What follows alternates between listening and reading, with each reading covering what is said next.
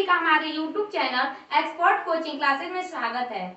जैसा कि दोस्तों, अगर आप लोग मेरी 2 वीडियो देखे होंगे लोग, तो मैं जो चैप्टर फर्स्ट है वास्तविक संख्याएं, जिसे रियल नंबर्स बोलते हैं, मैं सभी संख्याओं के बारे में बता दी हूँ। तो आज जो क्लास होगी प्रश्नावली 1.1 की होगी।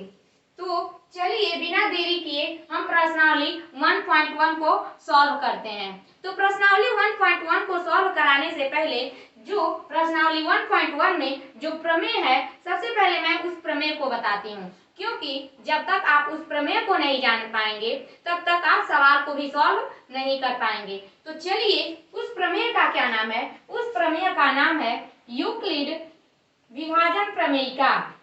यूक्लिड विभाजन प्रमेयिका, आप इसे यूक्लिड विभाजन प्रमेय भी बोल सकते हैं। अब यूक्लिड विभाजन प्रमेयिका होता क्या है? यूक्लिड विभाजन प्रमेयिका, मान लीजिए कोई भी दो नंबर हो a और b, कोई भी दो नंबर हो a और b जिसमें a का मान b के मान से क्या है? बड़ा है। तो हम a के लिए क्या लिख सकते हैं? a के लिए हम लिख सकते हैं a बराबर B Q plus R. a बराबर बी क्यू प्लस आर, जहां जो r का मान होता है, जहां जो r का मान होता है वो b के मान से क्या होता है? छोटा होता है। जहां r का जो मान होता है वो b के मान से छोटा होता है और 0 या 0 से बड़ा होता है। किसका मान? r का मान। अब इसमें आप लोग जानेंगे q। q मीन्स क्या होता है?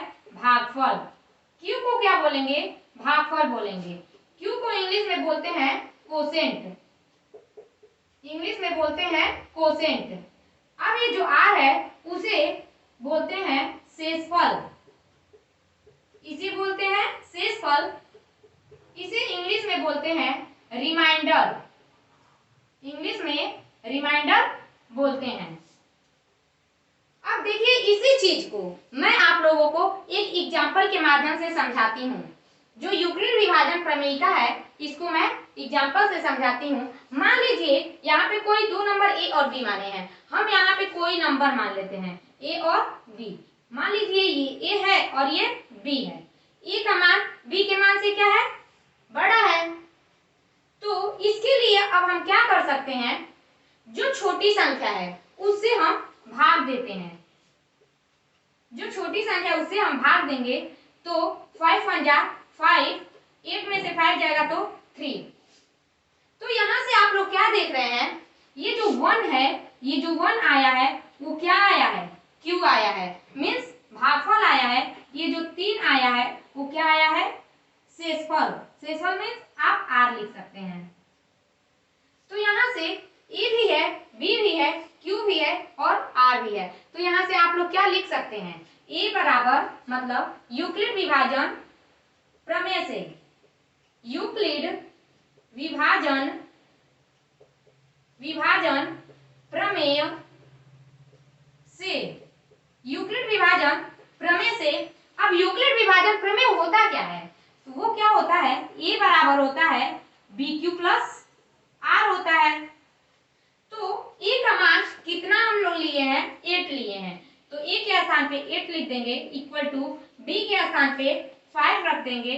अब आप लोग देखेंगे b और q, इन दोनों के बीच में कोई साइन नहीं दिख रहा है। तो कोई साइन नहीं है, इसका मतलब गुणे का साइन है। तो यहाँ गुणे का साइन कर दीजिएगा। फिर q का मान कितना आया है?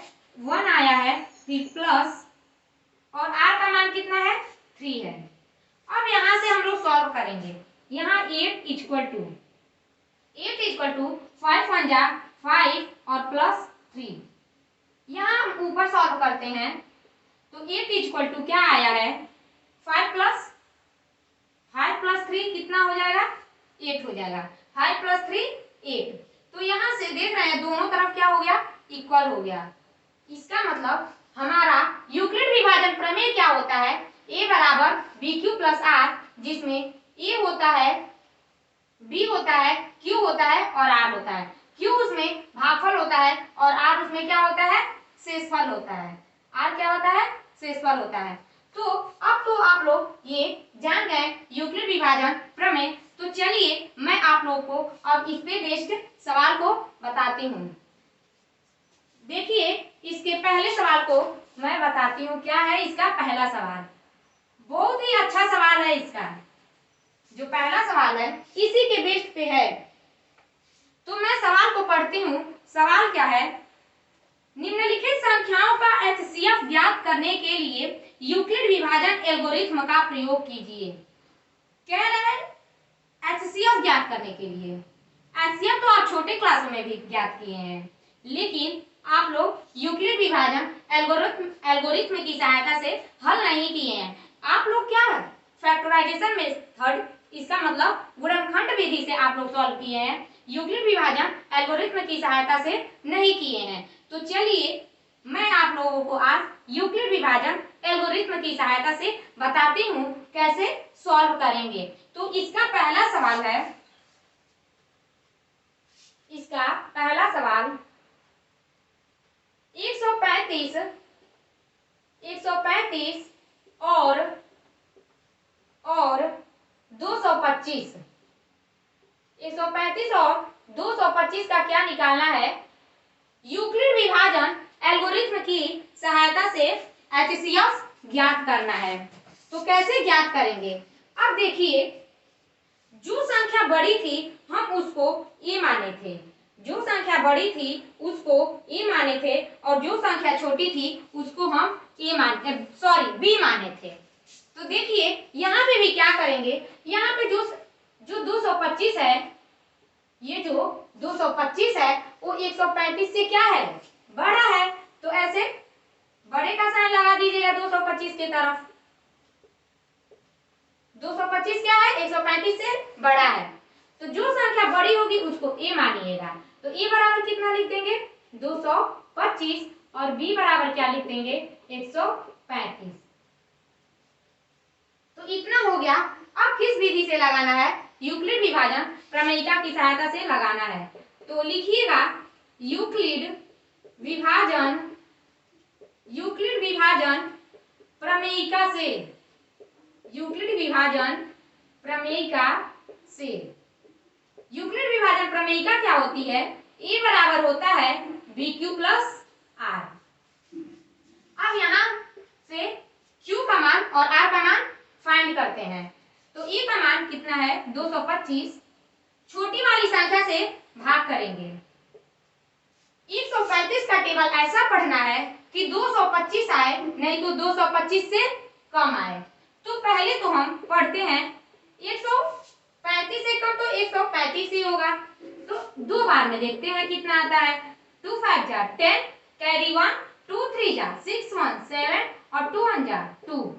ये देख रहे हैं दो बार में ही ये 225 से क्या हो गया? ये ज्यादा हो गया। इसका मतलब कितने बार में जाएगा?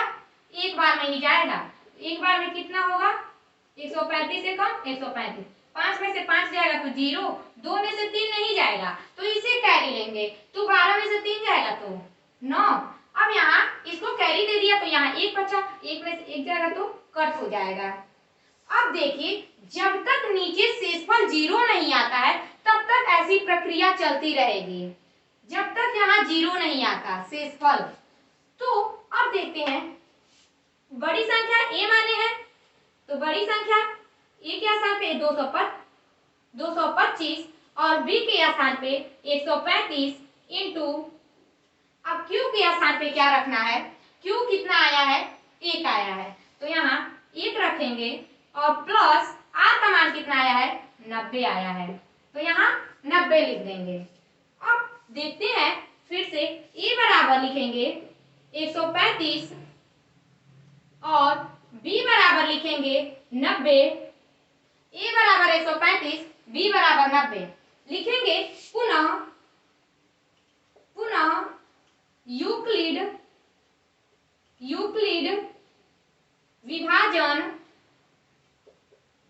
विभाजन प्रमेयिका से, यूक्लिड विभाजन प्रमेयिका से। यूक्लिड विभाजन प्रमेयिका क्या होती है? ए बराबर बी क्यू प्लस आर। मैं ये बार बार क्यों लिख रही हूँ ए बराबर बी क्यू प्लस आर, कि आप लोगों को याद हो जाए। तो ये बराबर कितना है 135। और ऐसे आप लोग एग्जाम में लाइन बाय लाइन आप प्रॉपर तरीके से सवाल को सॉल्व करेंगे ना तो एग्जामिनर अच्छा नंबर देंगे, इसलिए प्रॉपर तरीके से ऐसे सवाल को सॉल्व करते हैं। तो b का मान 90 है। अब यहाँ से q का और r का मान फाइंड करते हैं। तो यहाँ फिर ऐसे करेंगे। अब यहाँ पे क्या करेंगे, यहाँ पे किस संख्या को लाएंगे, जिस संख्या से भाग दिया है पहली बार उसी संख्या को यहाँ पर लाएंगे। अब 90 का टेबल ऐसा पढ़ना है कि 135 आए, नहीं तो 135 से कम आए, ज्यादा ना आए। तो देखते हैं 90 दूना, लाइन बाय लाइन एक एक करके सॉल्व करा रही हूँ कि आप लोग को एक भी छूटे मत। तो 2 0 जार 0 और 2 9 जार 18। तो क्या हो गया, ये 135 से 180 ज्यादा हो गया। इसका मतलब ये कितने बार में जाएगा, एक बार में जाएगा। तो एक बार में कितना होगा, 90 एकम 90 हो जाएगा। तो 5 में से 0 जाएगा तो 5। अब यहाँ बचा, यहाँ क्या हुआ 3, तो 3 में से तो 9 जाएगा ही नहीं, तो हासिल लेंगे। तो 13 में से 9 जाएगा तो 4। तो यहाँ से Q का मान कितना आ गया, फिर से 1 आ गया। अभी भी मेरा शेषफल 0 नहीं आया, तो यहाँ लिखेंगे 1 प्लस R का मान 45 है। अब उसके बाद लिखेंगे A बराबर क्या मानेंगे, A बराबर मानेंगे 90 और B बराबर मानेंगे 45। लिखेंगे पुनः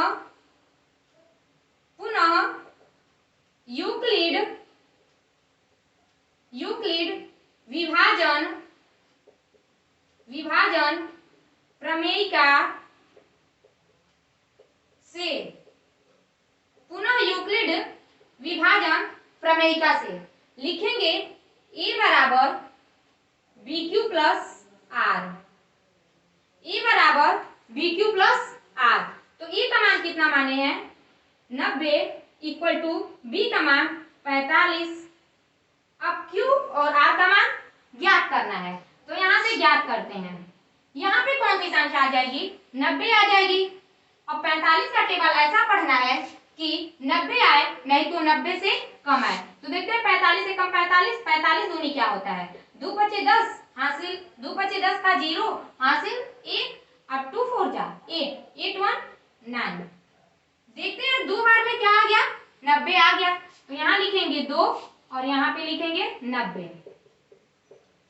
तो यहाँ शेषफल अब क्या आ गया, 0 आ गया। तो 0 आ गया, तो अब इसके आगे हम लोग को सॉल्व नहीं करना है। तो यहाँ लिखेंगे Q का मान 2 प्लस R का मान अब कितना आ गया 0। तो यहाँ से अब आगे सॉल्व नहीं करना है। अब इसका HCF क्या आ जाएगा, आप लोग लिखिएगा कि 135 और 225 का HCF यहाँ पे लिखते हैं, लिखिएगा ऐसे कि 135 और 225 का HCF, 225 का HCF इक्वल टू कितना आएगा, जो B का मान आएगा, B का जो भी मान आएगा वही क्या होगा, HCF होगा। और यहाँ से भी देख लीजिए, लास्ट में हम जिससे भाग करेंगे वही क्या होगा, HCF होगा। तो 45 क्या हो जाएगा, HCF हो जाएगा। तो ये सॉल्व हो गया आप लोगों का यूक्लिड विभाजन एल्गोरिथ्म की सहायता से। तो ये था आपका पहले क्वेश्चन का पहला सवाल। तो आई होप आप लोगों को ये सवाल समझ में आ रहा होगा। तो सिर्फ ऐसे ही आपका दूसरा सवाल भी है, बस क्या है, नंबर का अंतर है, सिर्फ ऐसे ही लगाना है। तो मैं आप लोगों को दूसरा सवाल ऐसे ही प्रॉपर तरीके से बताती हूँ, आप भी ऐसे ही एग्जाम में प्रॉपर तरीके से सॉल्व कीजिएगा। तो दूसरा सवाल आपका क्या है, आपका जो दूसरा सवाल है वो क्या है, देखते हैं।